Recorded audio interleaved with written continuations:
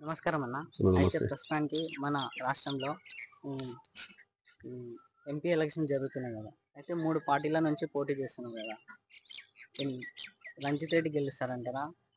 కొండ విశ్వేశ్వరరెడ్డి గెలుస్తారంటారా? లేకపోతే Kasani Gnaneshwar గెలుస్తారంటారా? Thank you తమ్మి. అయితే కొండా విశ్వేశ్వరరెడ్డి అయినా తర్వాత రంజిత్ రెడ్డి అయినా పార్టీ ద్రోహులు వాళ్ళు. ఏ పార్టీ టికెట్ ఇస్తే ఆ పార్టీతో గెలుస్తారు, అవతల ద్రోహం చేస్తారు. ఇద్దరు వేస్ట్. వాళ్ళిద్దరికి ఓటేస్తే ఓటర్ పనికి మళ్ళీ అవుతున్నారు. అందుకే ఇప్పుడు ఒక బహుజన బిడ్డ, ఒక ముదిరాజ్ బిడ్డ 100% కాసాని జ్ఞానేశ్వర్ గెలుస్తాడు. ఇది రాసుకోండి, 100% కాసాని గెలుస్తాడు. ఆయన ఏం చేసిండు? ఆయన పార్టీ మారిండు. కేసీఆర్ పుణ్యాన్నే ఎంపీ అయ్యిండు.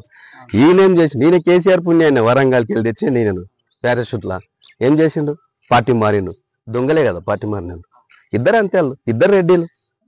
వాళ్ళ అవకాశం కోసం పనిచేస్తున్నారు.